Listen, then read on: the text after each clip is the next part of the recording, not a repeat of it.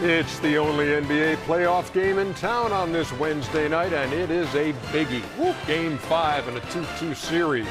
We welcome you to NBA Tip-Off presented by AT&T. Studio J here in Atlanta. It's the Inside the NBA crew, along with Shaq and Kenny and Chuck, Ernie Johnson. Thanks a lot for being with us tonight.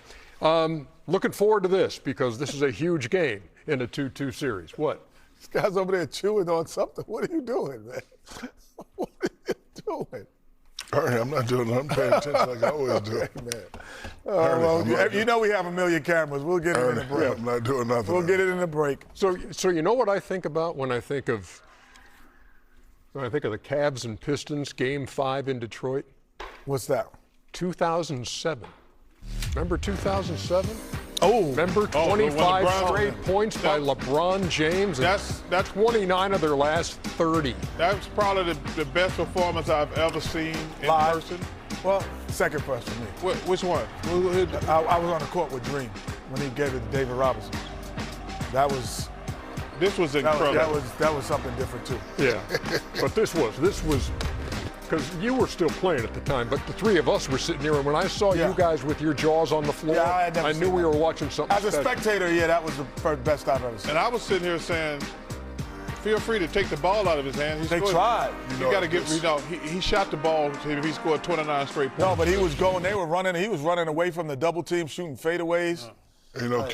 Kenny always says that this is the moment in the season where you make a name for yourself. He came in the chosen when he was playing great, but that performance right there kind of propelled him to his greatness. He was letting people know, hey, I'm here. I know there's Kobe and D-Wade and all these guys, but my name is LeBron James, and this is what I could do. Yeah, he was like 22 years old. Yeah. And before that, he was still like offensively passive at times, and so. That was the first time where he just said, I think, and I can remember, he was like, no, and as a pro, I'm going to take over the offensive load. I'm not going to let us lose tonight. That was beautiful to watch. And they won in double overtime. Yes. Yeah, it was a privilege to be there. And that was 19 years ago. That was then, and this is now. Well, he's got to be retired by now. Far from it. Who knows? The difference in Game 4 in Cleveland was a span of 5 minutes and 46 seconds to start the second half.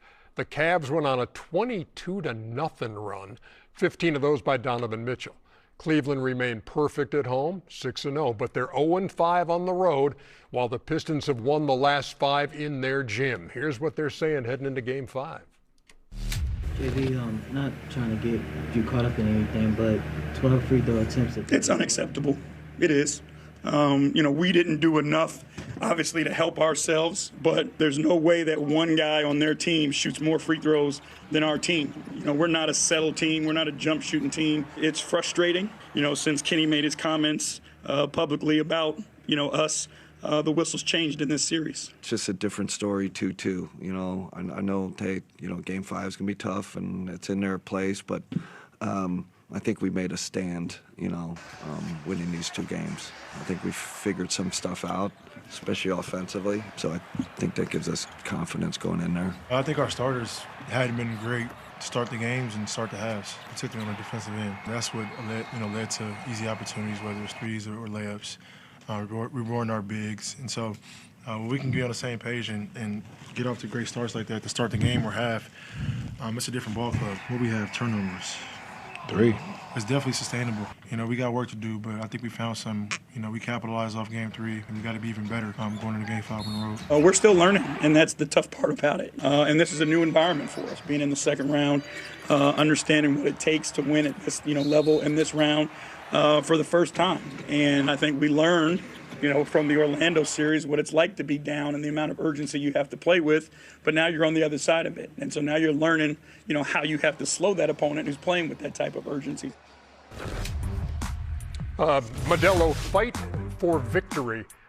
When you go back to the waning seconds of the first half, it was a 24-0 run, 22-0 to start the second half. Had the last bucket of the first half, and you see the damage done there. And Mitchell and Harden scoring or assisting on every point of that 24-0 run. Donovan Mitchell, Shaq had 4 points at halftime of that game. And then, look out.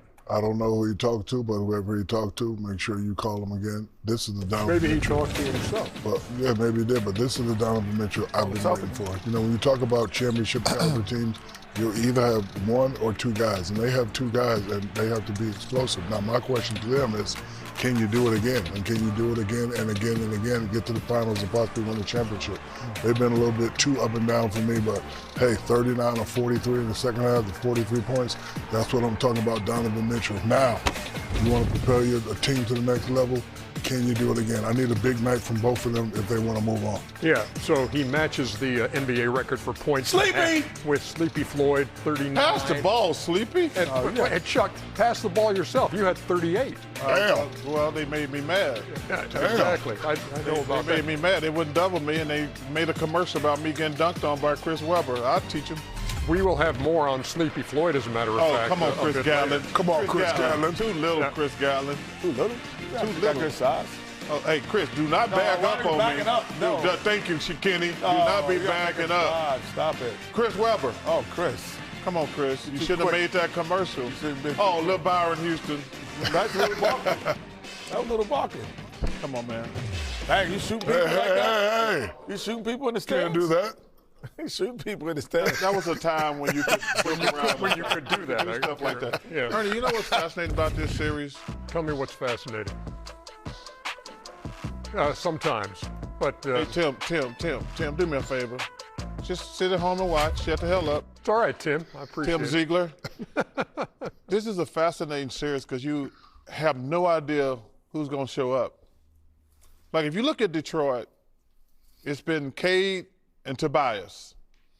Then Paul Reed came in and gave him something. LeVert gave him something, but the rest of the guys haven't showed up.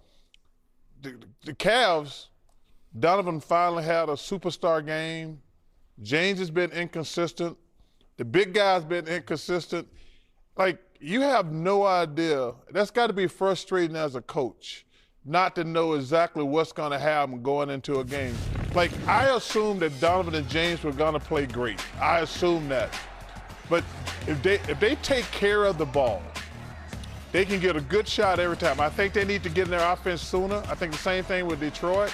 Both of these teams be milking the shot clock like they ain't got nothing to do tomorrow, which it drives me crazy. Get into your offense way sooner, because this is just a heck of a shot. But it's still 5 seconds to go, and that's a hero shot. But I love to see them get in there. Duran has been so disappointing. I'm so disappointed in the playoffs in general. Tobias Harris has been great, and Cade's been great. Who's going to show up for Detroit is the question. Who's going to show up for Cleveland? And they had 3 guys questionable on the injury report, the Pistons. Duncan Robinson questionable. His low back is bothering him. Karis LeVert, who had the 24 off the bench the other day, also questionable as we approach game time. Well, that's not even a good question. No. Yeah, but You got to play, man. You got to play. You got to get shot. You either got to get that DMSO, that stuff they put on horses. They don't use that stuff no more. it's called illegal. It's not illegal. It's illegal. I got just had some. I'm doing. You ain't playing nowhere. You ain't playing anywhere. Hey, listen. That's called. I could barely walk sometime. When that doctor stuck that DMSO in there, I was out there like a spring chicken. No, that blue pill is like a something else. thoroughbred. Yeah, like a thoroughbred. Yeah, you were using blue pills. What's jumped out at you about this series? The overall, the expectation that Donovan could do what he did the other day is, I think, unrealistic. Why? He's a superstar. Because only one person in the history of the game has done it, and he now only the second. It's not like it's a normal occurrence to get 39 and a half. Okay, but That's getting normal. 40 isn't, No, but Can getting you get 40 42 in the games playoffs is very difficult. Oh, stop. It's been done before. Come Well, on. Very difficult. To piggyback on Kenny's point, he don't have to get 30 and a half. That's different. But Donovan should be getting 25 a night. Oh, at There you go. least. A 25. At least 25 now. If he puts the pressure on, but everything for He Cleveland. should never have a 4-point half. But the Kenny- pressure for Cleveland is all turning the basketball over. But Kenny, you saying When they don't turn it over, Shaq, they're fine. okay, but you're saying he should average 25. That's easy for Don. I want him to dominate. Don't give me what you give me in the regular season. Dominate. He dominated the second half the other day, and the outcome was they won. Here, let me give you a little nugget That's what I need. about Donovan Mitchell. Since he came in the league in 2018, Okay. all right, 36 playoff games of at least 30 points. Nobody has more than Donovan Mitchell. Thank you. Now, can we get to you brought it up, Chuck? But Shaq, I want to hear your thoughts on Jalen Duran. Because here's a guy in this playoff series. His scoring numbers are down 9 from the regular season and 2 fewer rebounds per game. When you look at this game, there has to be a breakthrough from this guy for Detroit. You know, his game was a little bit one-dimensional to me. You know, throughout the season, you know, gets his points by little drop-offs right there. Right here, he had, you know, a strong move, but he hasn't been doing that a lot. So, you know, if you take the drop-off away, you know, you rotate quickly, you know, that will take his game away. You know, Chuck has said this many times. During the offseason, he's going to have to work on his offensive game because, you know, when defenses, you know, take these little shots away, what else can you do? And, you know, playoffs is a time where you must adjust so you can get your game off 19-10. That's not going to get it done. So, you know, he either needs to play harder or will himself to, you know, get those easy baskets that he used to getting. But I have to agree with Chuck. You know, he's not really playing well at all. There were only 6 times this year, and he played 70 games where he scored in single digits. So, it's happened 5 times in 11 games in the playoffs. When you're in the playoffs, Ernie, you're playing against the best. Right. Ken and Shaq know this. The scouting report is like the real deal. This summer, he's going to get in the gym and learn how to score, work on his game, because his whole game is offensive rebounding and lob dunk from Cade. He's not getting those. So that's really hurting him. But his rebounding, he should never have 2 rebounds, ever. I mean, that's 2 more than a dead person. Come on, man. You can't ever have 2 rebounds. But he's a young kid. He's going to have to get in the gym, work on a 12 to 15-foot jumper or something like that. But he's too good a player. He's an all-star. Yeah, but, you know, his number, the last 2 games of the regular season when they played the Cavs the last 2 times, he had 33 and 16 one night, 24 and 14 in the last meeting between these teams. He usually has been, until the playoffs, the most athletic player on the floor. So at his position. So he is an effort player. So tip-ins, rim runs, lobs, corner dunker spot dunks. So in the playoffs, those aren't available as often. And so I would agree with Chuck.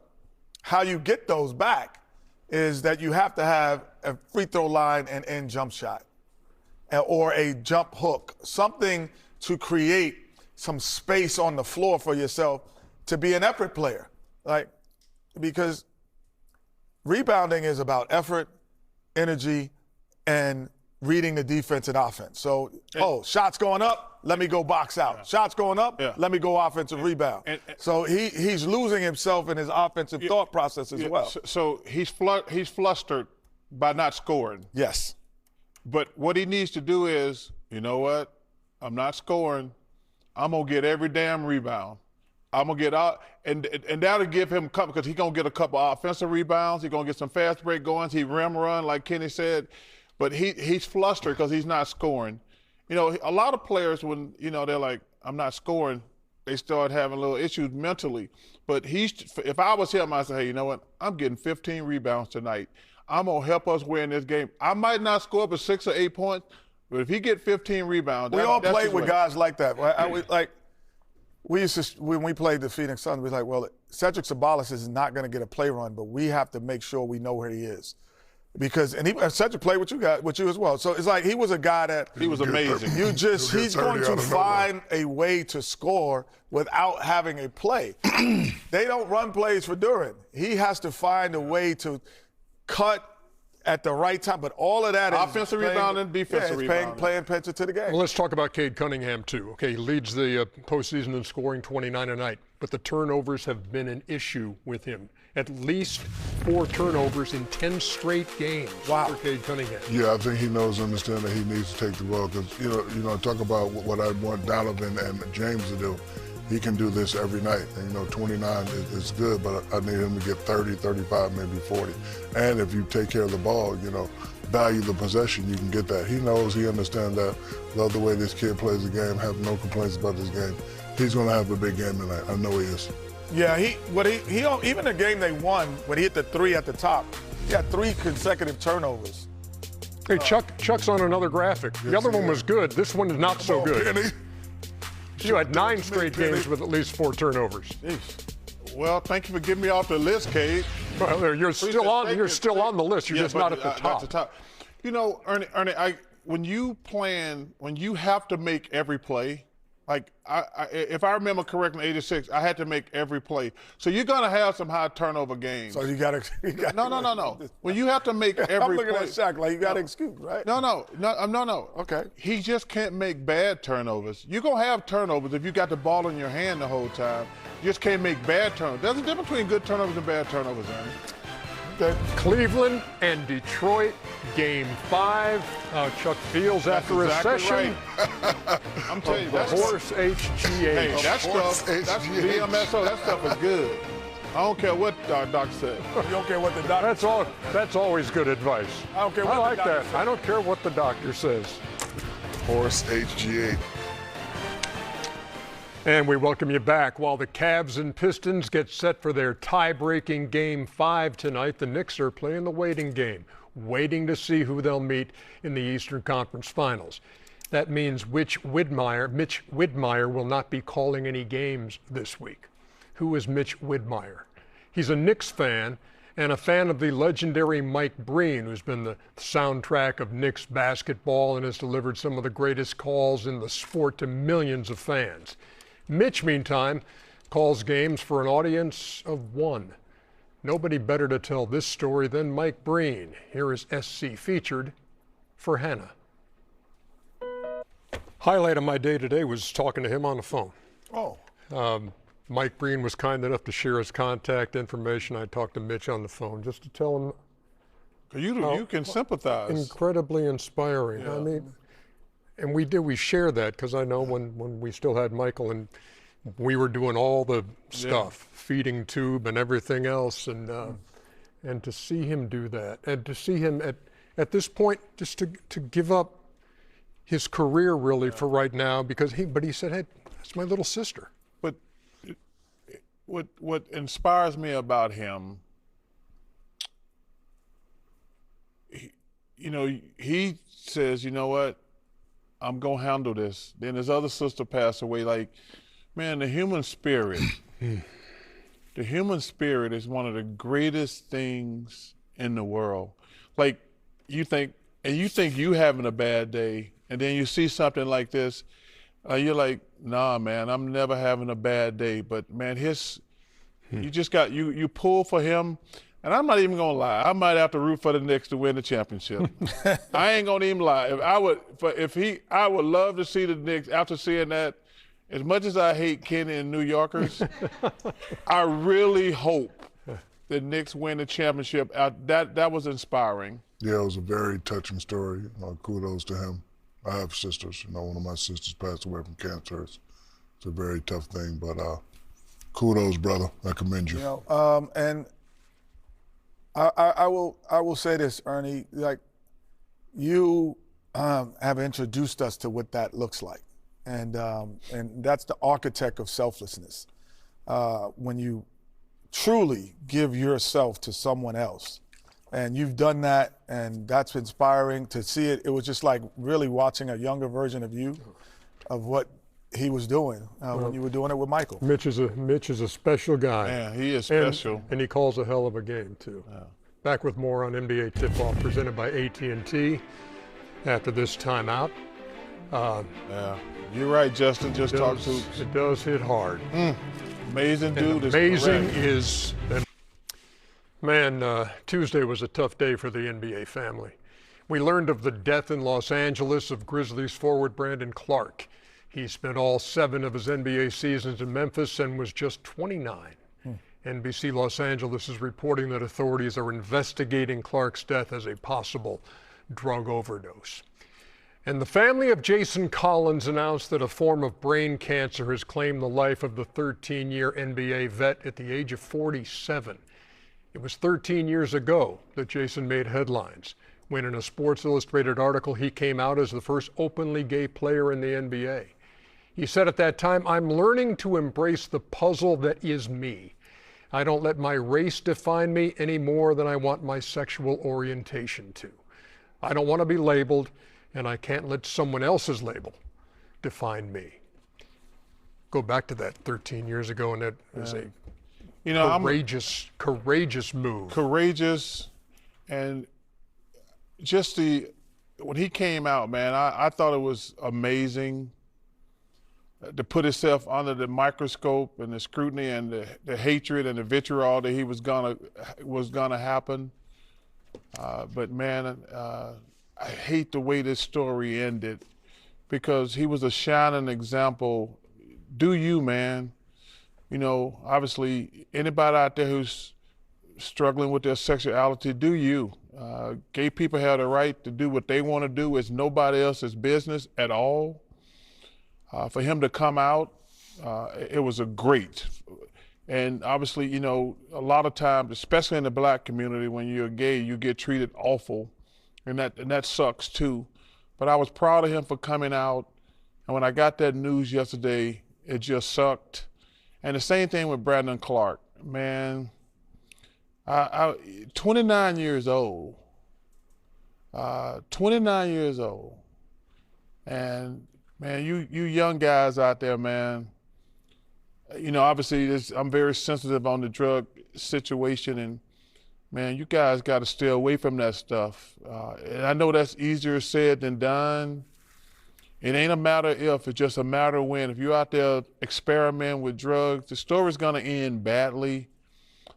It ain't just about you, man. You got a family out there, and you know, I don't know the situation. You got a mom and dad, or brothers and sisters, but man, it's a terrible loss for him and his family. The same thing with Jared. Man, it just sucks. It was a tough day for the NBA.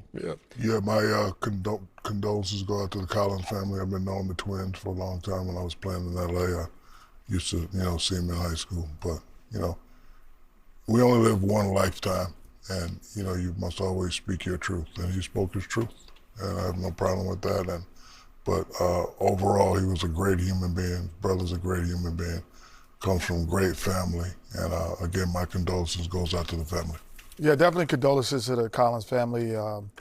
They always, you know, support, both he and his brother support every time I do things with my organization. So, you know, that was a tough blow to see today. You know, he's been first of all, he was a good player. Let's start there. You know, he and his brother, when they were at Stanford, they kind of redefined what, and I think what the Lopez brothers kind of did is basically from what they did in college, rather. And so, you know, they were just two really good one really good basketball player. His brother is now, you know, he was just an unbelievable, like the guy said, soul and understanding what that moment was. And you say 13 years ago, say, well, what's the big deal if somebody said that they're, you know, openly gay? What's the big deal? Well, 13 years ago was a big deal. Mm-hmm. And the reason why it doesn't feel as big now at times is because of people like him. And so, you know, kudos to him. Yeah, but Kenny, in fairness now, if another guy did it, it would still be a big deal, because we live in a homophobic society. And that's unfortunate. That's why, first of all, anybody who think we ain't got a bunch of gay players in all sports, they're just stupid.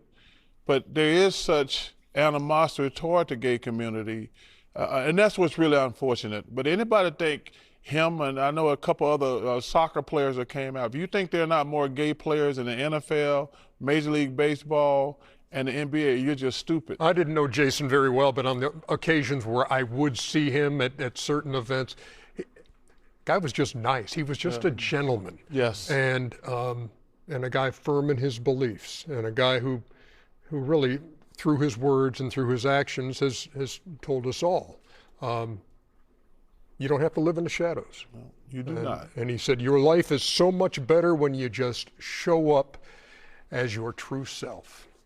To the families of Brandon Clark and Jason Collins, prayers from the heart for peace and comfort at this difficult time.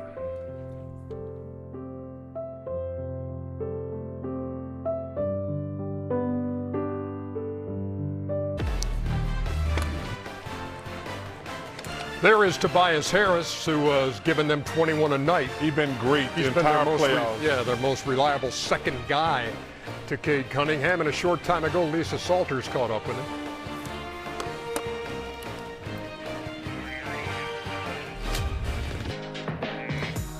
Actually, we'll hear from Lisa and Tobias in just a bit. Sleepy!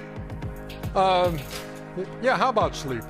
With those 51 points, 39 of those, we talked about the Donovan Mitchell explosion. Pass the ball, Sleepy. Tied with Donovan Mitchell for the most. He was a great in a half. Man. He was a great guy. He was a great guy. Now, for more on that game, 39 years ago, here's our resident NBA historian, Scoop D'Agostino. He's a great dude. He's What up, Sleep? Mr. and Mrs. North and South America and all the ships at sea, let's go to press. May 10th, 1987, the day the Sleepy Warrior was awoken. Down 3-0, the Golden State Warriors had all but been tucked in at night by the Los Angeles Lakers in the West semis. But like the young whippersnapper who has one more story to tell Mom and Pop, Eric Sleepy Floyd would not go quietly into the night in Game 4. Sleepy was a real corker in this one, scoring 51 points, including an NBA playoff record 39 in the second half. Of those 39, 29 came in the fourth. I mean, he was riding a gravy train with biscuit wheels. It would have taken more than magic to stop Sleepy that night. He took Coop to the hoop and careened the Lakers in a performance worthy of the top spot of the night as he went wildly on the plans of Riley. Pat Riley walks off this court knowing he was beaten by an incredibly superhuman effort. So the other night when Donovan dominated Detroit with 39 of his own in the second half, it had us here at the Scoop Sports Network dreaming of the days of Sleepy, who turned the Lakers lethargic, at least for one night, before bowing out in Game 5 to the eventual NBA champs. As always, we're giving you the scoops on hoops right here on Great Moments in Playoff History. He's a real corker. I just love. Hey, the great thing about that, I saw Mr. Mean, Larry Smith, one of my favorite people. Both of those guys were my teammates, Larry Smith and Sleepy, man. Love playing with those guys. Cade Cunningham, 29 a night. You're going to need more than that. Pistons. You're going to need more than 29 tonight. Evan Mobley, 5 blocks, 3 steals the other night. Oh, and when we come back, by the way, Tobias. Donovan Mitchell averaging 33 in the series, coming off that 43-point Game 4, which tied the series at 2 games apiece. This one in Detroit. And Lisa Salters talked to the Pistons' Tobias Harris. Thank you very much, Ernie. Tobias, as a team, how do you get the momentum back tonight? Protect our court, win the possession games, just bring the energy that's needed. Stay in the moment right now. This is a blessing and honor to be playing. And just enjoy it, have fun with it, and bring this excitement, bring the grit that we've done all season long, and bring it into tonight's game. And as for you personally, you had been rolling, but were quiet in the second half of Game 4. How do you get yourself going again tonight, especially with Duncan Robinson out? Same confidence as always. Take the looks that are there for me. Be assertive, be aggressive, play off the energy. Just use my vision to create whatever I can create out there. So ready for the moment and just staying with it. Donovan Mitchell got away from you guys in Game 4. Just what do you guys have to do better defensively against him tonight? Not just him, the whole group over there. We got to make them uncomfortable. Got to really impose our will on the glass, and then our ball pressure as well all night long. Really be physical, make them uncomfortable, like I said. Thanks, Tobias. Appreciate you taking the time. Good luck tonight. No Ernie, back to you. Thank you very much, Lisa Salters. Okay, we talked about the guy's questionable. Duncan Robinson with that low back is out tonight. That's a big deal. Kevin Huerter is active, but for the first time in this series, I'm looking at the starting lineups. Danis Jenkins gets the start in the backcourt alongside Cade Cunningham. That shrinks the floor, though. Because Duncan Robinson is one of the best shooters we have in the NBA. And now, Huerter hadn't played, but Danis, I don't know how good shooter. He's definitely not good as Robinson. So that shrinks the floor even more. And so, man, it's going to be who's going to score for Detroit? It's just super important for Detroit to create turnovers now without a Duncan Robinson. Their half court is sometimes something to be desired. And if you can't score in the half court, you have to get steals and transition baskets and lob runs and rim runs for Duran. If you don't, if James Harden has 4 turnovers or less, this might be an easy game for the Cavaliers. If he has 4 or more, then and the same with Cade. If he has 4, they both have to have. He has to have 4 or less, while James has 4 or more. There's a big difference, though. Cade has the ball 90% of the time. James can actually get a ball up to Donovan, so he has an advantage in that aspect of it. That's one of the problems with the Pistons. I think Cade has the ball too much. He has to make every play. That's why his turnovers are high. And I think for Cleveland being 0-5 on the road, they should be coming to this game in that huddle right now saying, hey, we need this game. We need to start establishing ourselves on the road, especially if you're talking about winning a championship. Got to learn to win on the road. How do you explain a team that's pretty good on the road in the regular season still seeking that first win in this postseason? Well, the great Phil Jackson, great Pat Riley would say lack of focus. You know, we have championship aspirations. We put you two together to win championships, but you got to win road games. You got to be more focused. And when you turn the ball over, especially in certain situations, that's just a lack of focus. Yeah, there's no 500 teams that's going to win an NBA championship. That's crazy, though. 6-0 and 05, yes. No, not just the numbers. They averaging 20 points less. Yeah. That's on the road than they That's are what at home. shocked me, though. They said, like, man, 20 points is a lot. But Shaq had a great point.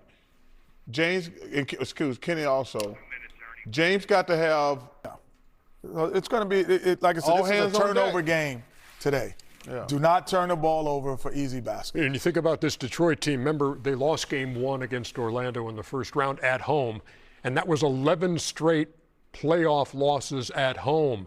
And now they haven't lost since. The confidence is there for Detroit in that gym. There's confidence there. You know, it's a great place to play, especially when you get the fans involved. You know, Tobias Harris has been playing great. I look for him to have a great game. I look for Cade to have a monster game, too. You know what Donovan Mitchell's been doing, too? Back to him, because he's the central figure for Cleveland. Getting to the free throw line.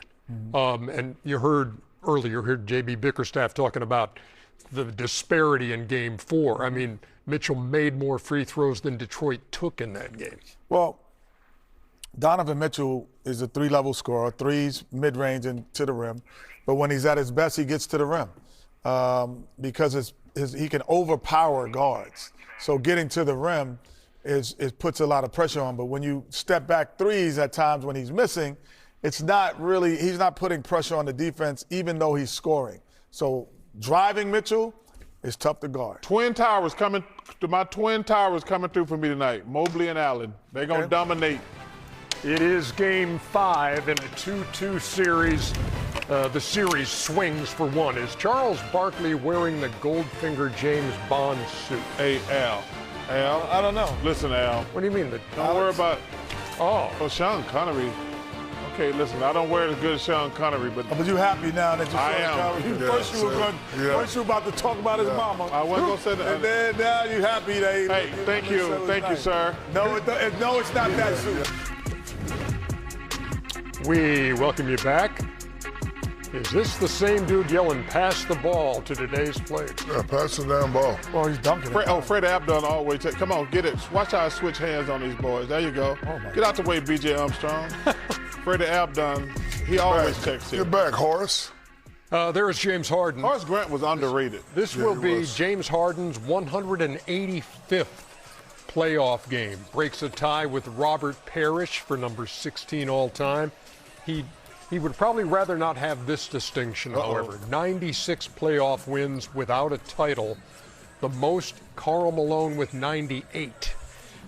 But James Harden and the Cleveland Cavaliers. Shout out to the mailman, one of the best to ever do it. On the road tonight, trying to take the lead in this series. Look, Shaq, Cleveland has scored 4 more points. These guys are both shooting 47%. They both have 61 turnovers. What's the difference tonight? Tonight, can they recreate what they did the other night? Can those two guys be special? Donovan Mitchell especially. 30 is not good enough for me. I want 35, 36.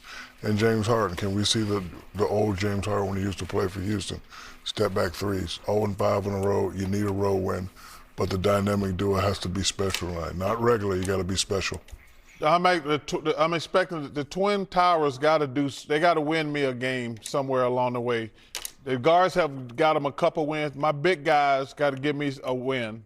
And if you say that, Donovan could be special, if you're Detroit, you're like, we could have a special night from our guy. Mm-hmm. He's an MVP candidate, and now he has a Robin to his Batman with Tobias. we're home, coming out with the win. And Duren is due. No. That's what they say. Duren is Question due. about that. He's due. Tonight's his night. We'll get you to Detroit for Game